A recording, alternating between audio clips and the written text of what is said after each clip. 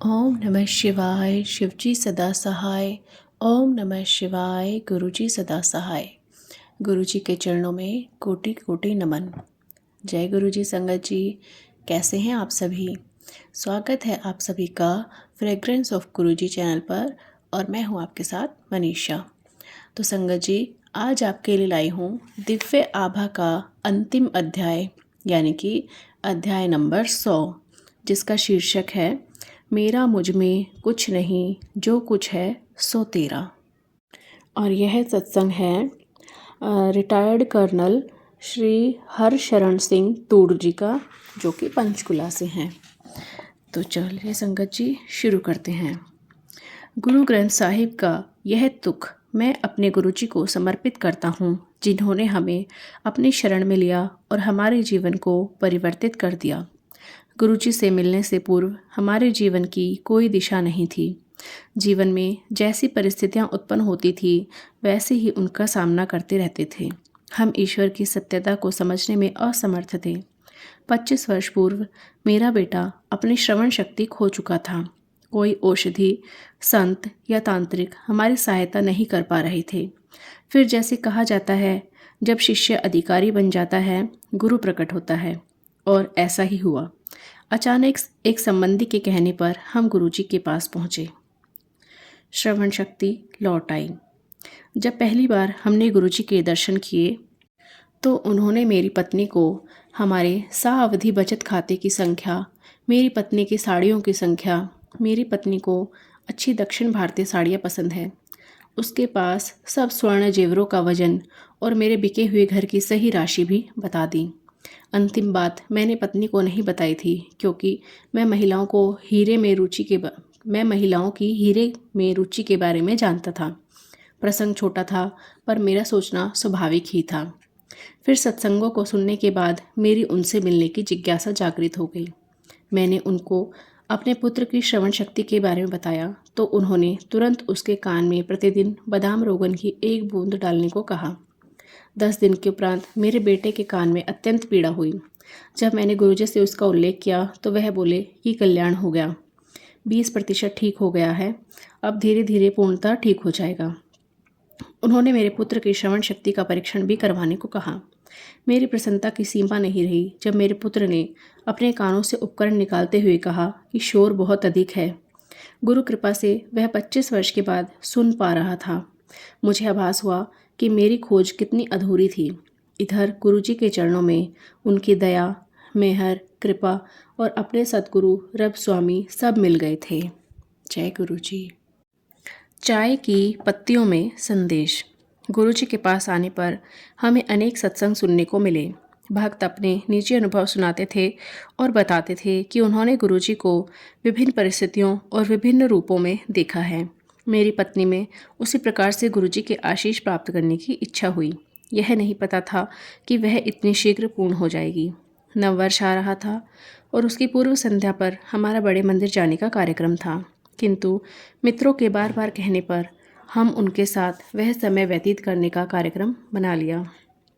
गुरुजी के मन में कुछ और ही विचार था। प्रतिदिन की भांति मेरी पत्नी चाय बना रही थी।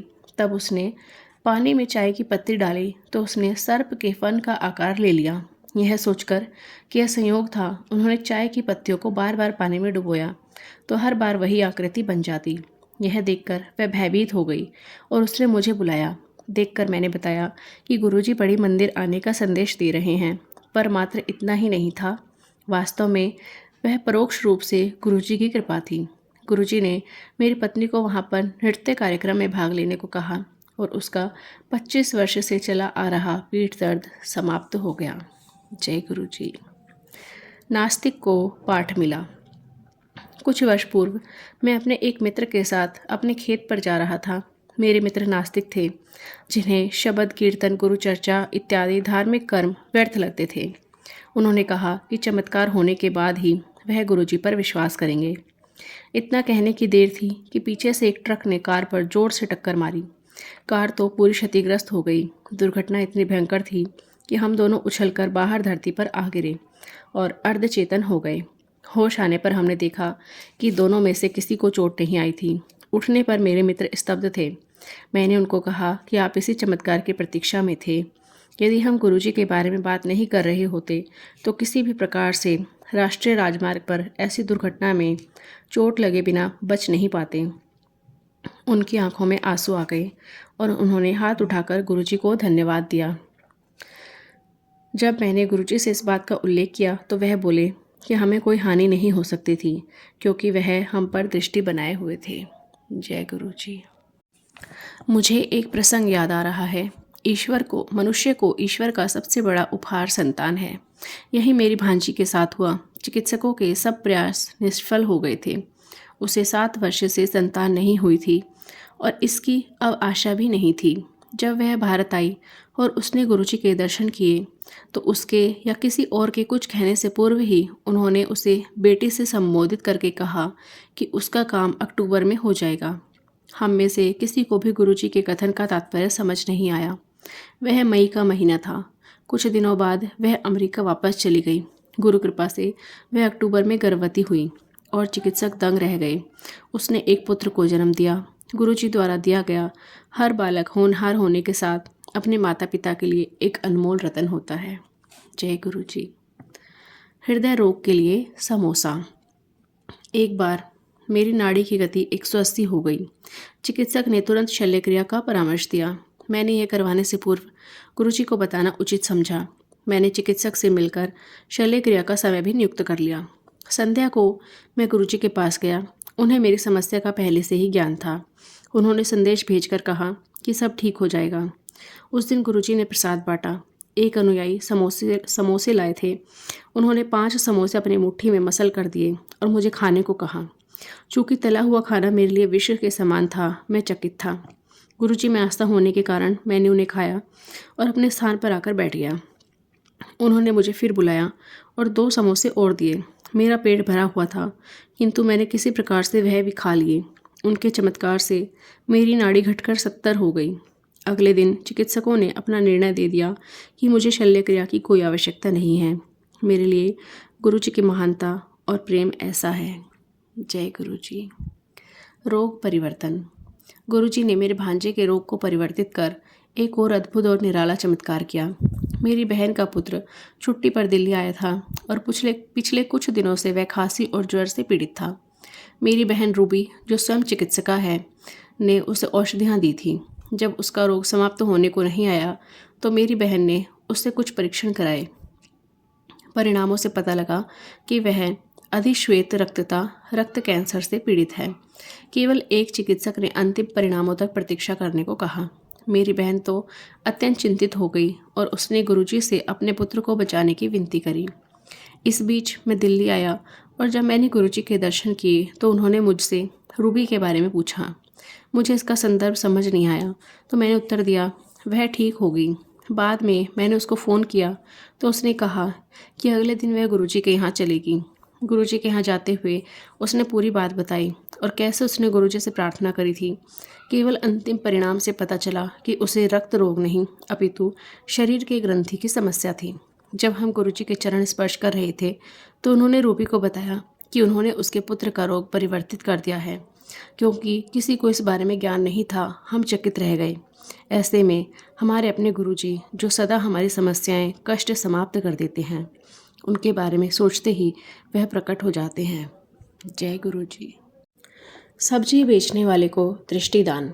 मेरे एक घनिष्ठ मित्र ने चंडीगढ़ में एक भूखंड खरीदा था, पर उसके बाद उन्होंने पाया कि उसके नीचे जल नहीं है। जब उन्होंने इस समस्या को ले गुरुजी से किया तो उन्होंने भूखंड के एक कोने पर 120 फीट तक खोदने को कहा। उन्होंने यह भी कहा कि यदि जल बेचा गया तो वह सूख जाएगा। उन्होंने गुरुजी के निर्देशों का पालन किया और वहाँ से जल प्रवाहित होने लगा। भूजल के प्रवाह का मार्ग 100 वर्ष बाद बदल गया था। गुरुजी स्वयं ईश्वर हैं, क्या इसके लिए किसी और प्रमाण की आवश्यकता है?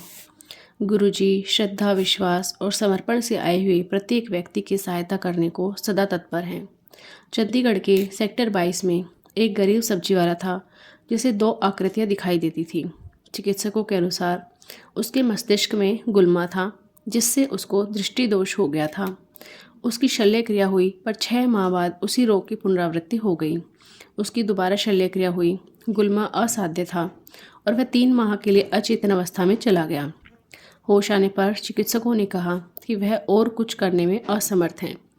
उसकी माँ उसे घर ले आई। उसने गुरुजी के बारे में सुना तो उनसे अपने पुत्र को ठीक कराने के लिए विनती करी। गुरुजी ने उसे 10 मूंगफली सूर्यास्त से पहले जल में भिगोकर सूर्योदय से पूर्व उसकी गिरी खाकर उसके छिलके आंखों पर कुछ देर रखने को कहा। यह 10 दिन तक करना था। उसकी दृष्टि ठीक हो गई, असाध्यता समाप्त हो गई और वह अब भी स्वस्थ सानंद है। यह गुरु कृपा है। मैं गुरुजी के चमत्कारों के बारे में घंटों लिख सकता हूँ और घंटों तक उनके गुणगान कर सकता हूँ, क्योंकि सदा मुस्कुराते हुए प्रभु ने मेरे परिवार और पूरी संगत को एक अभेद्य रक्षा कवच का आश्रय दिया हुआ है। यदि किसी पृथ्वी पर कहीं स्वर्ग है तो वह केवल यहाँ है और यहीं है। जय गुरुजी, जय जय गुरुजी, अनंतम अनंतम शुक्राना गुरुजी। तो संगत जी, कैसा लगा आज का अध्याय कमेंट करके ज़रूर बताइएगा। अगर आपको सत्संग अच्छा लगा है तो वीडियो को लाइक ज़रूर करें, चैनल को सब्सक्राइब कर लें और अन्य संगत परिवार के साथ भी चैनल को शेयर करें। तो संगत जी, ये आज का 100वां सत्संग था, जो कि दिव्य आभा का अंतिम सत्संग है। इसके बाद एक और एपिसोड में हम दिव्य आभा को कंक्लूड कर देंगे, जिसमें कि दिशा दर्शन है और गुरु वंदना है। तो ये दोनों हम अगले अध्याय में कंक्लूड कर देंगे और फिर दिव्य आभा पूरी समाप्त हो जाएगी।